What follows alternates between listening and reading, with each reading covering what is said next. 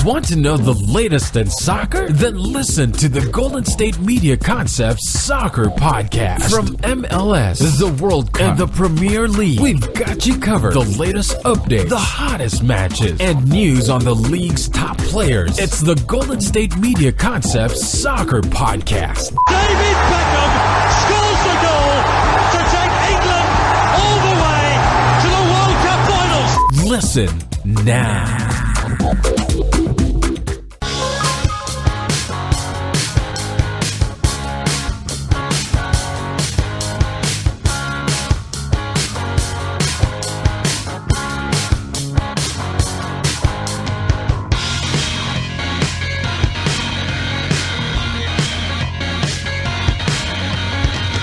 All right, and welcome to the GSMC Soccer Podcast. This episode is brought to you by the GSMC Podcast Network, and I am your host, as always, Jesse Tapia. All right, we're so close to the World Cup, only 9 days away. Okay, next Thursday, our first match, we got Russia versus Saudi Arabia. Then we got a bunch of matches going on Friday. We got a bunch going on Saturday, then a bunch on Sunday, and then a bunch every day after that. Cannot wait for the World Cup, okay? We will be talking a bit about it, not more so just specific things, but just things I got as far as on my mind about the World Cup and all that. Nonetheless, though, okay, last week our episode was, we started off talking about Real Madrid winning their 4th Champions League in the last 5 years, 3rd in a row. Okay, everything was looking great. I mean, we were talking about Ronaldo and Bale's futures a bit. Seems now we have some ideas, but also a lot has changed since then. Meaning, Madrid had a manager at that time we recorded. Now, they're currently without one. All right. Zinedine Zidane said, you know what? I'm cool. I don't want to coach here anymore. I'll see you guys later. Have a good life. Okay. He resigned as their manager. And it was a bit of a baffling, it wasn't baffling, it was shocking a bit, okay? I remember waking up, saw it, I was like, wait, what do you mean he resigned? Okay, dude just won his 3rd Champions League in a row and he resigned. So nonetheless, that's something that we need to talk about still. I know it's a little bit older news, but nonetheless, we do cover the week that was in the world of soccer when we talk. So we'll be talking about that, okay? Second segment, we got Karius, the goalie for Liverpool. Turns out he's been diagnosed with a concussion. I'm going to talk about that in the second segment, okay, and give my thoughts on it all. And we'll spend the last 2 segments just pretty much just preparing for the World Cup as far as maybe squad snubs and all that, just different things to talk about, all right? But, of course, if there's anything else going on in the football world, we will mention also. All right, but nonetheless, like I said, last week, Zinedine Zidane decided that he no longer would be the manager of Real Madrid. It was a move that shocked plenty. Okay, I didn't see it coming, and I'm not sure anyone else did. And you may think, why would you resign after having a very successful season, meaning they won the Champions League once again? All right, and that just kind of seems that that's what Madrid has put their focus on the last few years. Okay. And I think that he resigned because managing for Real Madrid is probably one of the biggest jobs with no job security. Okay, kind of like coaching the Mexican national team. If you've paid attention to that national team, they pretty much go through managers like it's nothing. Okay? I mean, a manager for the Mexican national team, if they're lucky, if they'll last more than 2 years. Okay, the one they currently got now has only been around since the last Gold Cup, I believe, where Miguel Herrera, I think, punched a journalist after their Gold Cup final win against Jamaica. All right. It's always been a bit of a joke over there. But nonetheless, I mean, you've had a story over there for, what, 2.5 years around there? All right. And he's probably not even going to be back with the team after the World Cup. I mean, why would he? That team, he gets questioned a lot as far as his tactics and all. And I mean, this is probably the best manager Mexico's had in a long time. But he probably won't be with the team any much longer. All right. But like I said, over in Real Madrid, I mean, they do the same there. If you don't meet expectations, you'll get fired. There's no, okay, you get next year and that's it. Like, no, you're done. All right. Expectations are strong there. And I think that's one thing that Zidane had to be thinking about. All right. You go and you win 3 Champions League in a row. It's always tough to win the Liga. What's there to accomplish after that? Okay? The goal has to be, I'm sure, for Madrid to win Champions League every year. And let's say he doesn't do that, he could get fired. Okay? I think wasn't it even this season where his job security was put into question. Okay? And it was like the beginning of the season. They were already ready to get rid of him. But nonetheless, Madrid got through it and obviously ended up winning the Champions League. Okay? But like I said, it's just now it's an unfair set of expectations put on him now. Okay? And this way, if he leaves before they fire him, this also gives him an opportunity if he wants to come back. It's not like he left on bad terms or anything like that. It's not like they fired him. He left them. I think that does leave the door open for him to return. Okay? And there's been rumors about where he could end up. I saw Chelsea are trying to make a play for him and all that. I even saw one where he could possibly be coaching the Qatar national team and getting paid absurd amounts of money up until the end of the World Cup when it comes in 2022. Which, I mean, I would not be opposed to if I was him, if that's a real possibility. Okay, I saw like the details of it was like 4 years, 50 million total, I think, each year, something like that. I think it's like 50 million each year or whatnot. And, I mean, Qatar, they have that kind of money. Okay, I believe PSG's owners are from Qatar, and that's how PSG got so great. All right. But nonetheless, it was a surprising move, and it's one that affects the team in a way where now no one really has a safe spot. Okay?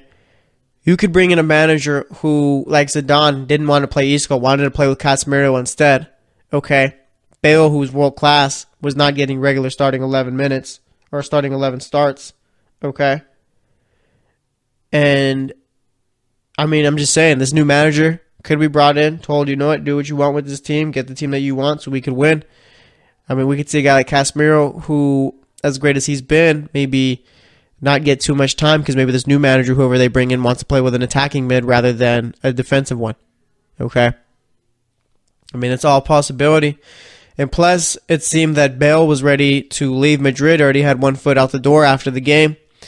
And now his future's kind of up in the air. Because the only reason I think he was leaving was because of the fact that Zidane wasn't really playing him too much. But now you don't have Zidane there. Now you don't have to worry about him. Okay?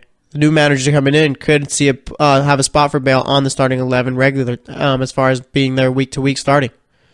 Okay? That's a possibility. Maybe Ronaldo loved playing for Zidane. He doesn't want to play for the new manager coming in. He could leave. Okay? I'm curious to see how this affects all the Neymar talk. All right. Obviously, Neymar has been linked to Madrid for like the last few months, I feel.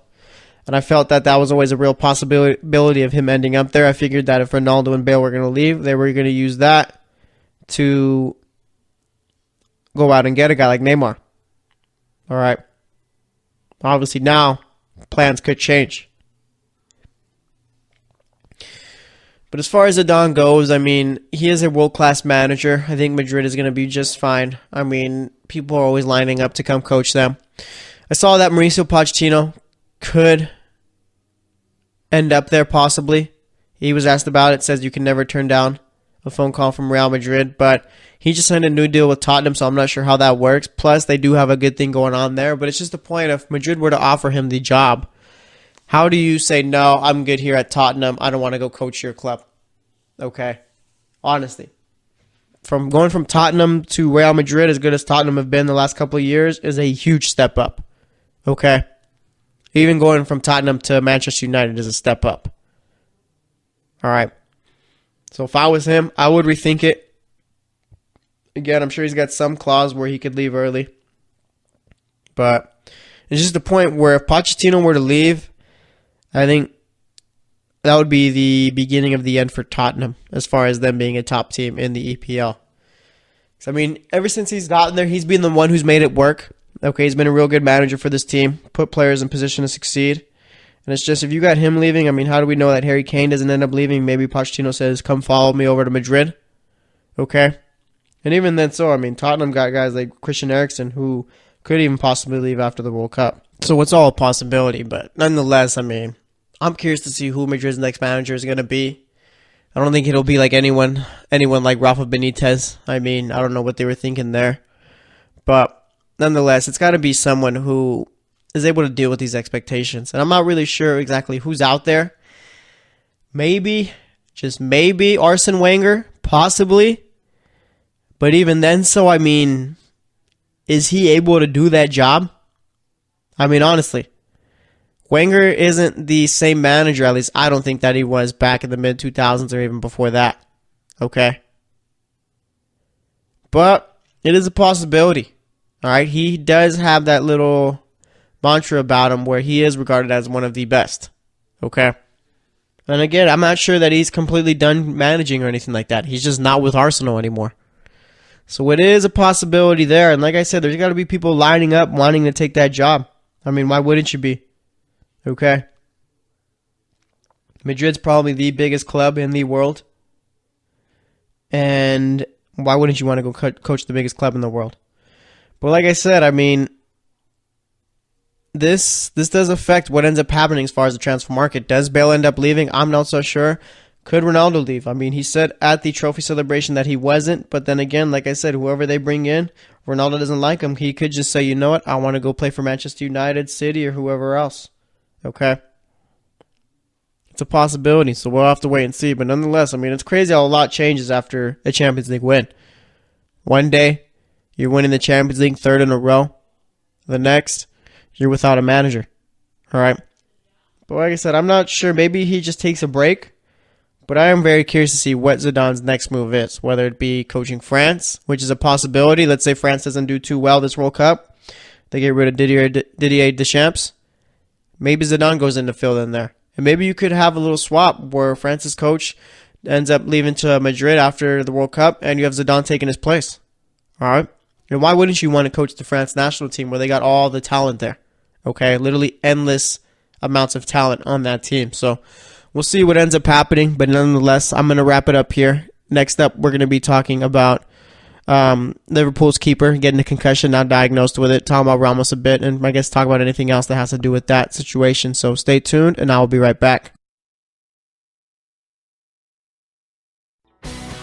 Are you looking to get your college football fix? Looking to get the latest news on your favorite school's team? The GSMC College Football Podcast is your ticket to all things college football. Join us as we talk college football from the national championship, the college rivalries, the bowl game, to the Heisman Trophy. To which conference is the best? We've got you covered for the Big Ten, SEC, Big 12, the Pac-12, ACC, and everything in between. Download the GSMC College Football Podcast on iTunes, Stitcher, SoundCloud, Google Play, or anywhere you find podcasts. Just type GSMC in the search bar.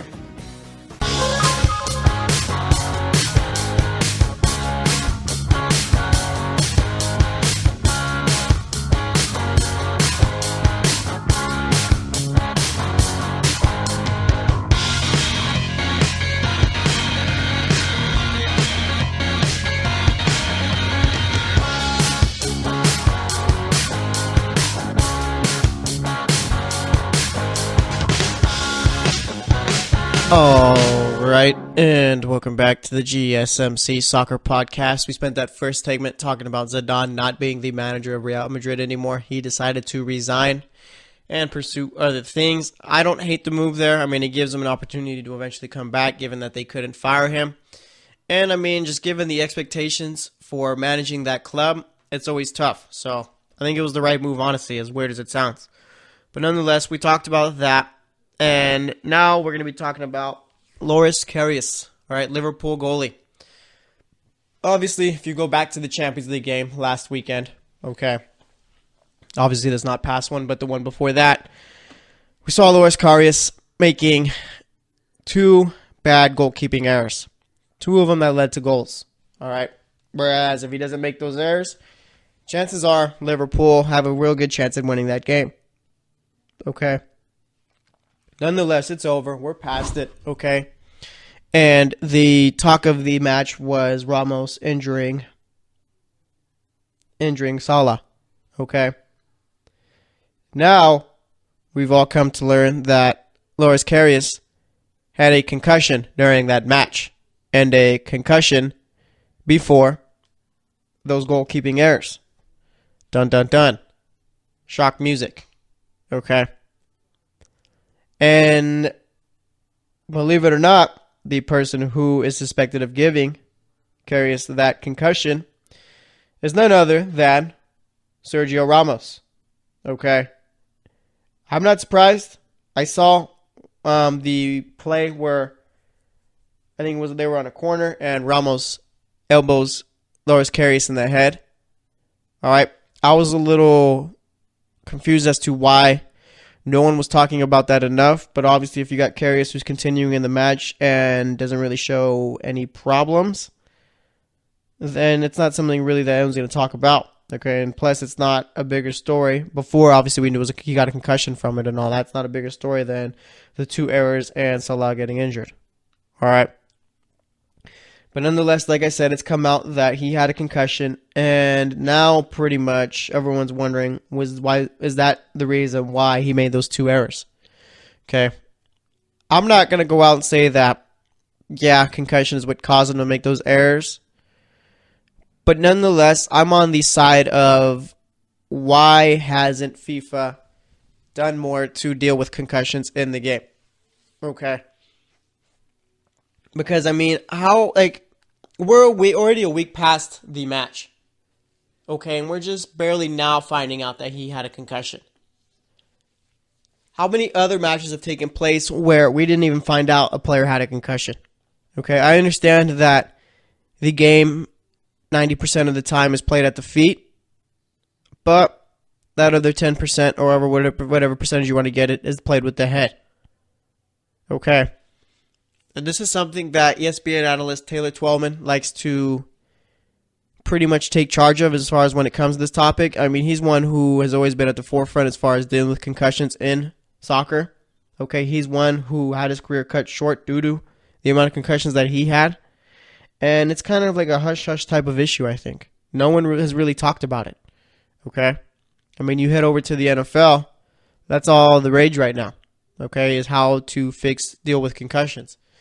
And obviously, it's more of a problem over there than it is over here. But nonetheless, I mean, it still is a problem. All right. And like I said, balls usually played with your feet about 90% of the time, so no one's really going to think about a concussion. Okay?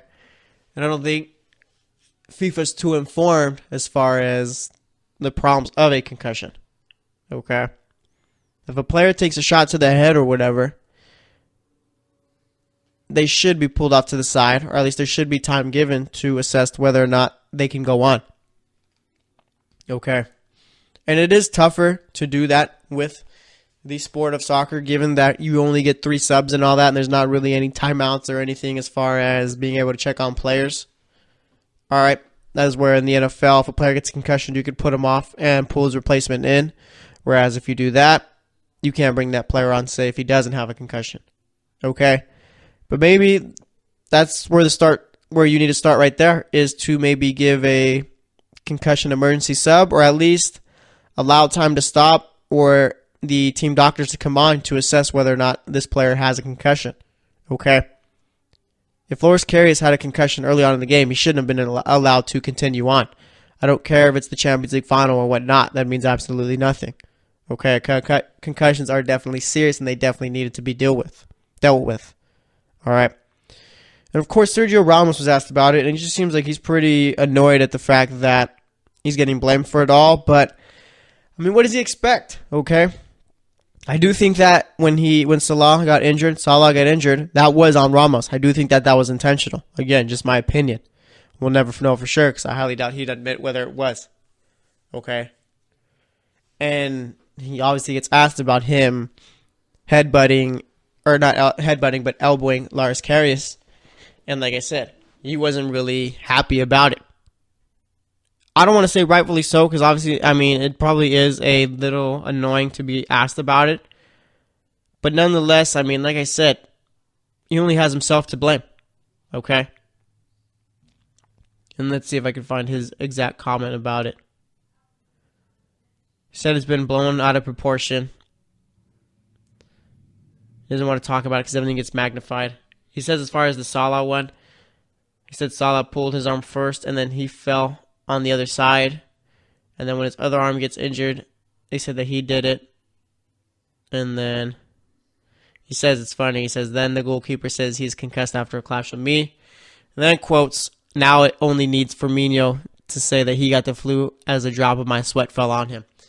So Ramos does feel like playing the victim here. Okay. But I mean, fact of the matter is he did elbow Karius in the head. I think he did cause the concussion. All right. But again, it is all old news now. Like I said, it has nothing to do with the errors, I think. I mean, those were just one where if you're the keeper, you can't let bail shot get past you, and you can't make a mistake where you throw it to the opposing team. Okay? And if he was concussed, then Karius should have went off and said, you know what, I can't play. It's affecting me, and it's affecting the team. But of course, he didn't. All right? And then you got Courtois saying, too, that this is all coming at a weird time. All right? Says it's a strange diagnosis, which it is, for it to come out this late. And I'm curious to see what exactly caused them to decide to look at it. Okay, he played the full 90, and no one said anything. Courtois said he suffered a concussion in 2014, and he pretty much just questioned how Karius could play the full 90 minutes with a concussion. Okay, and obviously I don't think it was a full 90 minutes around that, but nonetheless, he played the majority of the match after still. Well, he played the entirety of the match after. Okay. And that is a question to be raised too. I'm not saying that Karius didn't have a concussion or anything like that.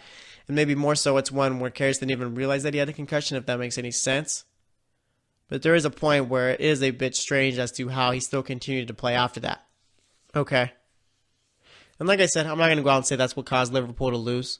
I would never do that. But nonetheless, now it's just a point where it's a story where I'm not really sure what comes from it. Okay? I don't think there's really much you could do about it. And I think now it's just more so for Karius to get over that concussion and also to get over those goalkeeping errors. Okay? Because the worst thing he could do as a player is to pretty much hang his head on him and never get past him. So, we'll see if anything comes from it, which I don't think anything will. I don't think Ramos is going to get in trouble or anything like that, given that, I mean,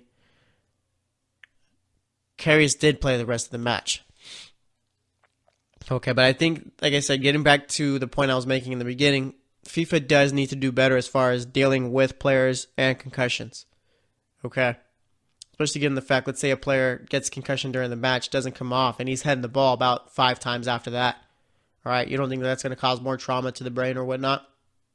I think it is. But it's also something that FIFA doesn't really seem to want to talk about. And we've seen the youth game a little bit deal with them as far as I think there's been rules implemented where I think players under 10 can't head the ball. I don't know. I'm not sure if they actually passed them, but those are rules that have been brought up. So they're actually trying to come up with ideas to limit the head trauma and all that. But I think that banning headers and on the youth game is a bit premature.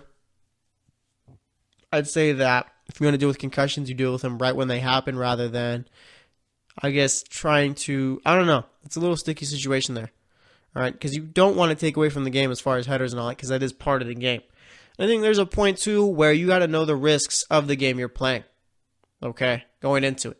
You shouldn't go in, get injured, and be mad at the game itself. You should know, okay, that was a possibility, and, you know, it just happened.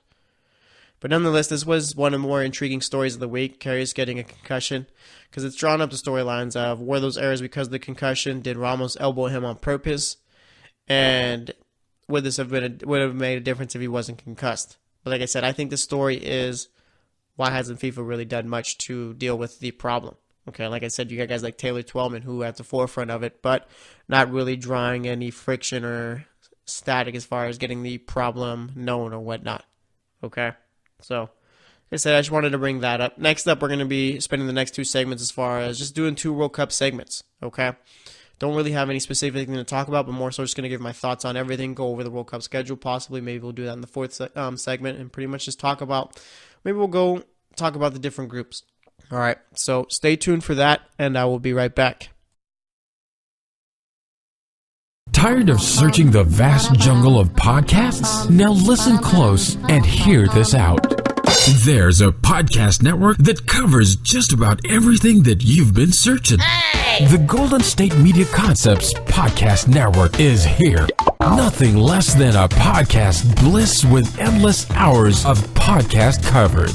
From news, sports, music, fashion, cooking, entertainment, fantasy, football, and so much more. So stop lurking around and go straight out to the Golden State Media Concepts Podcast Network.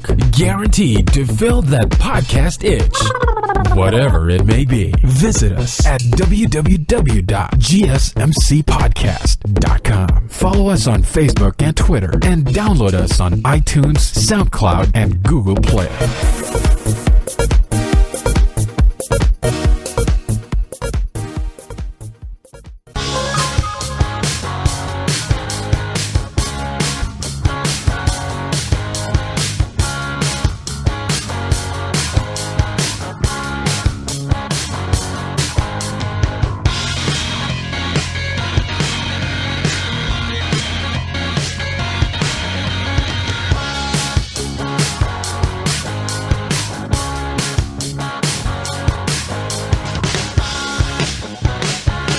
All right, and welcome back to the GSMC Soccer Podcast. We spent that first segment talking about Zidane no longer being the manager of Real Madrid, and we spent the second segment talking about Loris Karius getting concussion during the Champions League final match and playing the rest of the match with it. All right.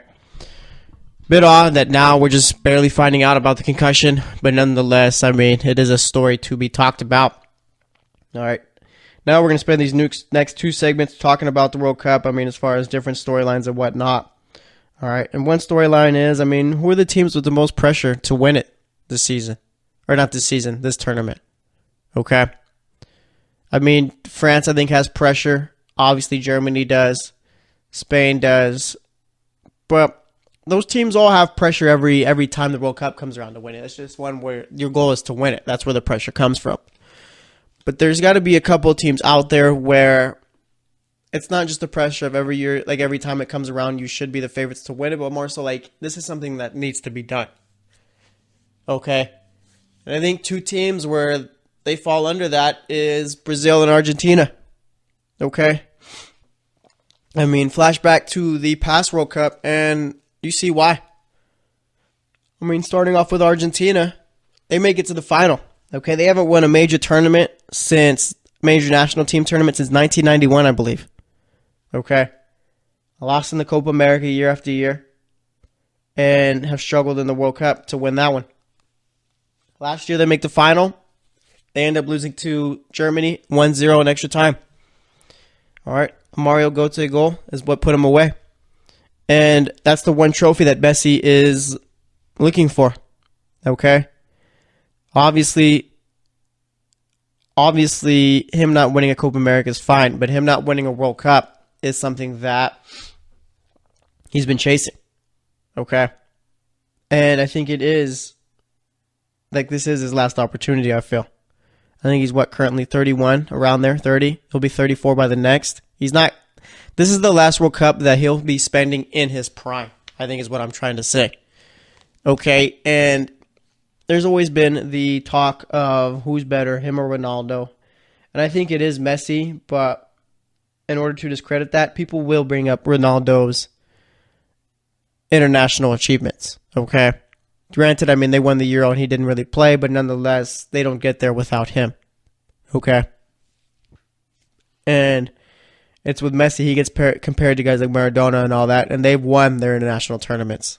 Okay, Messi has yet to win one. He's got all the accolades and trophies and all that with Barcelona, but has seemingly failed with Argentina. Okay, and I think failed is the proper term because they have not won anything. All right, and I think now this is probably one of the better opportunities for them to go out and win the World Cup, but it's up to the manager to put out the right squad. Okay, I don't understand why he insists on not playing Dybala and Messi together. Okay. I don't think that the whole excuse of they don't fit the tactics together, they play the same position is one that works. We've seen that Messi is a guy who can move around in different spots of the field and excel. You could throw him on the right wing, or you could throw him out in the center and just have him roam around, play behind the striker. Okay, and you could do the same with Dybala, I feel. All right, you could play him on either wing, or you could have him play behind the striker and pretty much roam side to side and pretty much cover up that space. But of course, the manager thinks differently. Okay?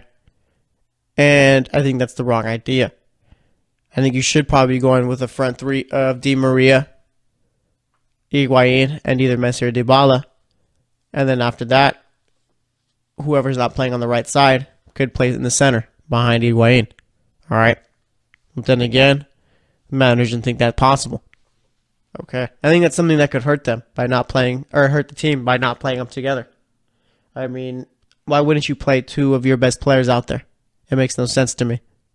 All right. But Argentina definitely has a lot of pressure. The country, like the team itself, and Messi. Okay. This is a team where if Di Maria doesn't get hurt in the 2014 World Cup, possibly they do end up winning the trophy. Okay, because Di Maria, without a doubt, was one of their best players before he got injured. All right. And they also need Higuain to step up too. Seems to do well in the Serie A for himself, but it just once it comes to Argentina, he just doesn't really produce the same way. Okay? And if you were Argentina, maybe you look at the possibility of starting Aguero since Higuain has struggled so much. But, I mean, you do have to have faith in your players. Okay? And let me look at their World Cup squad right now and see exactly who they're bringing on for the 23-man list. Okay? Let's see. They'll be bringing on, obviously, the keeper, Guzman, and Willy Caballero. Let's see. That will be without Sergio Romero. I think he's currently injured. Okay. But nonetheless, as far as their attackers, they're bringing on Aguero, Dybala, Messi, obviously, Di Maria, Higuain. All right. You could find space for both Dybala and Messi. I don't believe that you couldn't. But like I said, I would think of maybe possibly starting Aguero if Higuain isn't what he usually is with Juventus. All right. So Argentina definitely a team with a lot of pressure to make the World Cup, or to win the World Cup, I should say. Okay. And also Brazil. All right. We saw last time the World Cup came around that it took place in Brazil, obviously. Brazil were looking good. Neymar ends up getting hurt, and they end up losing 7-1 to Germany in the semifinal, I believe. Okay. Obviously, that was one of the biggest shocks of the World Cup. I did not see that happening, but nonetheless, it did. Okay. Now it's more so, we're coming here where Brazil always feel the strong team. Okay, you got Neymar who's back, already playing, already scored his goal in his first game back. I believe that was against Croatia. And now you're waiting to see if they could win the tournament. And they do have one of the best teams, but it's just more so, are they going to be able to live up to the expectations? Okay. And I think that's one of the biggest things that's in their way is not just the teams out there, but the expectations of it. Because that puts a lot of pressure on your team. Okay. And, I mean, losing Thiago Silva and Neymar for the game against Germany last year, or not last year, in 2014, was a big problem for them. The fact of the matter is they do need to redeem themselves from the 7-1 match. Okay, because that's something that's never really going to go away. That's always going to be remembered. I mean, it still gets talked about now when we're 4 years past it. All right, but there's a point where they got to go out and they got to win the tournament here. And looking at their team, they brought goalkeepers Alisson, Ederson, and Casio. Defenders Thiago Silva, Marquinhos, Miranda, Pedro Guermel, Danilo, Wagner, Marcelo, Felipe Luis. Then you got Casemiro in the midfield, Fernandinho, Paulinho, Fred, who's going to be a Manchester United player, Douglas Costa, Felipe Coutinho, Willian, and Renato Augusto. And then the forwards, Neymar, Tyson, Gabriel Jesus, and Roberto Firmino. All right. We have a lot of talent. And I'm curious to see who they're going to be starting at the forward spot. If I was them, I'd think of maybe going Gabriel Jesus, just given I like the way he played so far with City. But Firmino did have the better season, so you'll probably see him up there. Okay. But nonetheless, Brazil definitely do have tons of pressure on them to go out and win this tournament. Okay, you can't just have one where they lose in the semifinals or whatnot. Like, they need to at least make the final, I think, in order to at least... Like, winning it is tough, but at least making the final would make it a lot better. Given that, I mean, you at least got there. Okay, the goal of it is to win it, but nonetheless, like I said, when you got teams like Spain, France, Germany who are filled in such strong teams, it's not necessarily going to be the easiest thing there. All right. So we'll see what ends up happening with them, but definitely I think that those two teams right there have the most pressure on them to go out and win. All right. Team like Germany, I mean, they won the last World Cup. Spain won the World Cup in 2010. France does have pressure, but it's just more so, I don't know if France can even depend on themselves, because usually they always fall up short to expectations. But I do feel like Messi and Neymar definitely do have the most pressure on them. If I did have to say there was a third team who did, it'd be France. Okay, France has continuously fielded out solid teams and just continuously disappointed. Okay, back in 2010, I don't even think they made it out the group. That was Uruguay and Mexico. Okay, and they actually did lose to Mexico in the group 2-0. All right. France is a team where they should be in the semifinals competing every time, at least the quarterfinals. All right, and this year they got a real strong team too. But it's just more so a point where Pogba hasn't really had a great season this year. You're going to need him to step up. And Griezmann, who had a very good Euros, okay, see if he could pick up from there since that was the last major tournament that they played in. All right, let me look at their current squad and see really what they got going on. All right, no Lacazette in the squad either, which was a very big... actually, not a surprise. They didn't really have a great season, but let me see if I could find the full squad list right here with the names and all that. But nonetheless, I mean... guys like Martial didn't make it and all that, so it is tough, but nonetheless, it is just the way it is there, I guess. All right, so looking at France's squad, just some notable names. They've brought, obviously, Pogba, Griezmann, Giroud, who I think could be getting some decent minutes with France, given that he's played well with them so far, and he did play extremely well with Chelsea. But guys like Sidibe, all right, Rami, Giroud, Mbappe, Dembele, Kante, Matuidi, Mendy. All right, like I said, Griezmann, Lamar, Pogba, Umtiti, Varane. And I got, of course, goalie like Loris. All right, so they do have a team good enough to go out and win it. It's just the point where they just need to be on the same page. They always seem to have some little scandal going on in the World Cup. So we'll see what ends up happening. But nonetheless, we're going to wrap it up here. Next up, we're going to continue with our little World Cup storyline. So stay tuned, and I will be right back. This is your ultimate stop for everything sports. The Golden State Media Concepts Sports Podcast. Should I say more? From the NFL, MLB, the NBA to MMA, it's all in here. The Golden State Media Concepts Sports Podcast. Listen now.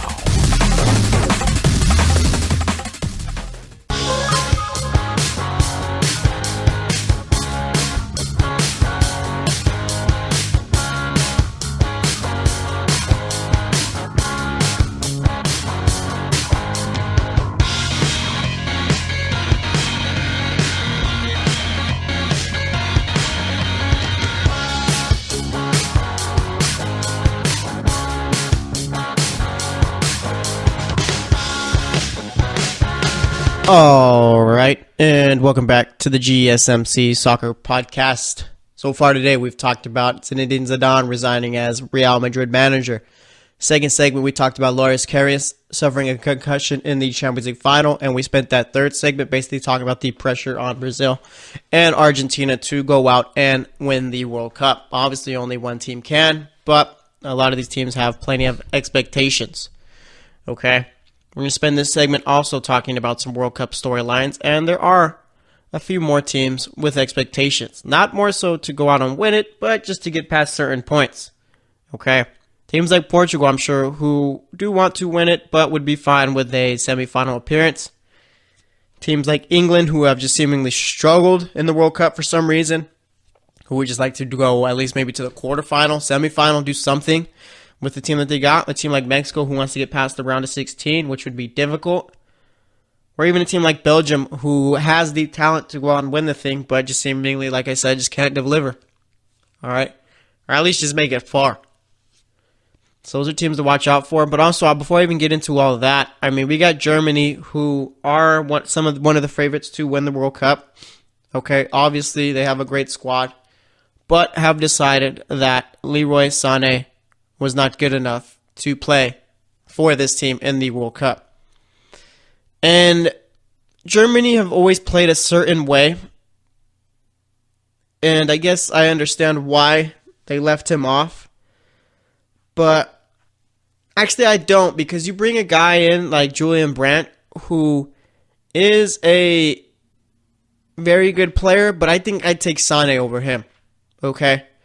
And maybe it's just one where Brandt is used to the style because of the fact that he plays in the Bundesliga, but it's just more so where Sané is just a better player, okay? Looking at Germany's team, they brought Manuel Neuer, who should be the starting goalkeeper for them once the World Cup gets here. All right, Ter Stegen, Kevin Trapp, defenders, Jerome Boateng, Ginter, Hector, Hummels, Kimmich, Plattenhardt, Rudiger, and Schüller. Midfielders, Brandt, Draxler, Gundogan, Khedira, Kroos, Ozil, Goretzka, Royce, and Rudy. And then your forwards are Mario Gomez, Timo Werner, and Thomas Müller. Okay. There has to be a spot for Sané on that team, and I think it's Brandt's spot. Okay? I understand that you don't think he's going to fit into the tactic side of it or whatnot, but eventually you are going to have to switch it up just in case you play a team that forces you to. And it's always good to have a guy like Sané on the bench at least, okay? This kind of reminds me of Belgium not bringing Nainggolan, except, Sané wouldn't be the best player or one of the best midfielders on this team, okay? Nainggolan, at least, that hurts because, he is one of the best players on that Belgium side. Okay, now, Sané, I don't think it's going to hurt him as much, but you could use a guy like that on your team.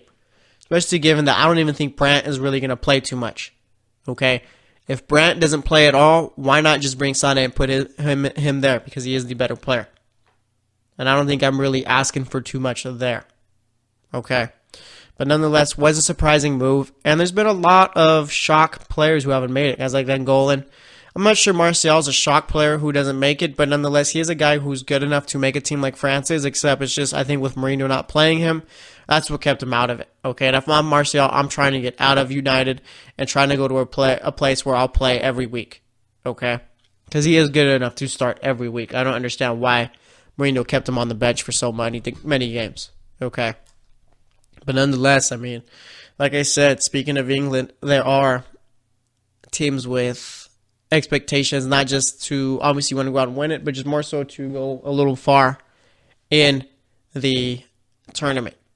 Okay? And England definitely is a team who have those expectations. England, seemingly, they do have very good players. Okay? And they do have players who should be good enough to help them get far in the World Cup, but it's just, I don't know, there's just something where they just choke, okay? They struggle. And I think this year might be a bit different. I think this year they could possibly make a quarterfinal or even a semifinal. And if things fall the right way, England are a team who could win the World Cup. I will go as far to say, okay? I'm not saying that it's going to happen or anything like that, but I would not put it past them. It's just a point where they just need to play well and be on the same page and don't let the moment get too big. Okay? And that just seems to be difficult for them. Alright? They're playing in a group with Belgium, Tunisia, and let me find the other team in that group. Belgium, Tunisia, and Panama. England should have no problem making it out of that group. Okay? No problem whatsoever. If anything, they should probably be competing to win that group. It'll probably come down to their match against Belgium. Winner of that is what will take the group. Okay? And with England, they don't need to overthink it. Go with your best players out there. All right? As far as your starting 11. Guys like Raheem Sterling, Harry Kane. Okay? Those are the guys you need out there. And let me see if I can find the full list there, and I'll see if I can go find my starting 11 for this team. Okay. But definitely without a doubt, let's see. Keepers, Jordan Pickford, Jack Butland, Nick Pope. Defenders, Trent Alexander-Arnold, Kyle Walker, Kieran Trippier, Danny Rose, Harry Maguire, Phil Jones, John Stones, Gary Cahill. I'm not feeling too good about those center backs. Midfield, you got Jordan Henderson, Eric Dyer, Dele Alli, Jesse Lingard, Ashley Young, Fabian Delph, Ruben Loftus-Cheek. Forwards, Raheem Sterling, Jamie Vardy, Harry Kane, Marcus Rashford, Danny Welbeck. Oof. Okay. It's not necessarily great with Danny Welbeck. My starting 11 would be a bit of a 4-3-3, I think. I'd go with either Pickford or Butland as the keeper. Then I'd go with Kyle Walker on the outside, and I'm kind of stuck. I really like the way Trent Alexander-Arnold played this season for Liverpool. Danny Rose didn't really get too many first-team minutes with Tottenham. And I think, I'd go with Trent Alexander-Arnold, Kyle Walker on the outsides. As far as who I'd put in the middle, I'd go with Stones and Cahill, maybe even Maguire. Okay. Midfield, I'd go Henderson, Dyer, and Ali. And then as far as the front three, it'd be Sterling, Kane, and Rashford. All right. Rashford does have some experience as far as playing on the outside. That's where Mourinho has had him. So I think that's what I would go with there. I think that's the best two. I think Rashford is a guy that could be a bit of a, not surprise, but play a whole lot better than what people are going to give him credit for, I think. Okay. So England definitely is a team with a lot of expectations there. Just not to win the World Cup, more so just to go a little bit far. All right, and Mexico is also a team like that. Mexico have always struggled to get to the fifth game. Okay, they seemingly, I think, the last 5 World Cups have lost in the round of 16. Always do fine making out the group and always play well, but it's just a point where they just fall short of expectations. And their team, they brought Ochoa, Talavera, Corona as the goalkeepers, defenders, Carlos Salcedo, Diego Reyes, Hector Moreno, Hugo Ayala, Edson Alvarez, Jesus Gallardo, and then Miguel León. Midfielders, Rafael Marquez, Hector Herrera, both the Dos Santos brothers, Andres Guardado, and Marco Fabian. And then the forwards, Chicharito, Raul Jimenez, Oribe Peralta, Jesus Corona, Carlos Vela, Javier Aquino, and then Irving Lozano. My starting 11 for Mexico would be Ochoa, Salcedo, Reyes, Moreno, and León. Then the midfield, I'd go with Herrera, Guardado, and then I'd play Vela as kind of like a center attacking mid where he could roll, kind of like how his role with LAFC right now. It seems that he does well in that role, so that's where I would keep him. And then as far as the front three, I'd go with Corona, Lozano, and Chicharito. All right, we'll see what Osorio ends up doing, but nonetheless, it's going to be difficult for Mexico to get to that fifth game because of the fact that you do have Germany in your group. And if you come in second, you're most likely going to have to play Brazil in the round of 16. And obviously, we talked about it in the third segment. Brazil have a lot of pressure to make it to the final and win it. So Brazil's not going to be any pushover. But if there's any team who could maybe surprise Brazil, it'd be Mexico. Okay, Mexico always seems to play well against a team like Brazil. We saw in the 2014 World Cup where Mexico ended up keeping a 0-0 draw with Brazil, where Mexico did have a couple of chances to score along with Brazil. Obviously, we had that game where Ochoa was making every save possible. But nonetheless, Mexico does have a lot of pressure to get past the round of 16. Okay? And as far as like other teams to pay attention to and all that, teams like, let's see, Costa Rica is a team to watch for. Last year, they made the quarterfinal, lost to the Netherlands in the end penalties, but nonetheless did well. And Costa Rica, it's always been talked about as if Mexico and U.S. are the top two teams in CONCACAF, but I've always thought it was Mexico and Costa Rica, given that Costa Rica always seemingly do well against U.S. and Mexico. I think Costa Rica probably is the biggest problem for Mexico in CONCACAF, at least has been the last couple of years. And like I said, Costa Rica did well in 2014 in that World Cup to make it far, so that's a team to watch for there. Let's see, England, obviously, we talked about them. Colombia, they're going to have Falcao finally. Didn't have him for the last World Cup because of a torn ACL. We'll see how he does with James Rodriguez. Colombia did well. Lost to Brazil in the last World Cup. We'll see if they can make it far in this one. And then Switzerland's a team to pay attention to. And also just Group D as a whole, where you got Iceland, Croatia, and Nigeria. Okay, obviously Argentina are going to be the favorites to win that group. But Iceland did go pretty far in the Euros. And Croatia and Nigeria are good enough to make it out that group too. So it's going to be a real fight to take that second spot in Group D. But nonetheless, I mean, I think that's all I got to say about today. Next Monday, we will be talking, actually next Tuesday, we will be talking more about the World Cup, so stay tuned for that. Probably will be the last show before the World Cup, so like I said, stay tuned for that. We'll look more forward to it, look at the matches, and see, maybe, we'll figure out something to talk about, but nonetheless, we're going to wrap it up here. Thanks for listening to the GSMC Soccer Podcast. Today, we talked about Zidane, talked about Loris Karius getting a concussion during the Champions League final, and then we spent these last two segments talking about the World Cup. Talked about Argentina and Brazil in the third, and then talked about Mexico, England, and also Germany leaving Leroy Sané off of their World Cup squad, which was a bit of a surprise, and also talked about briefly about how Iceland, Croatia, and Nigeria are going to have to fight for that second spot in Group D. So we'll see what ends up happening. Like I said, next week's show is going to be the last one before the World Cup starts, so stay tuned for that, and I will talk to you guys later.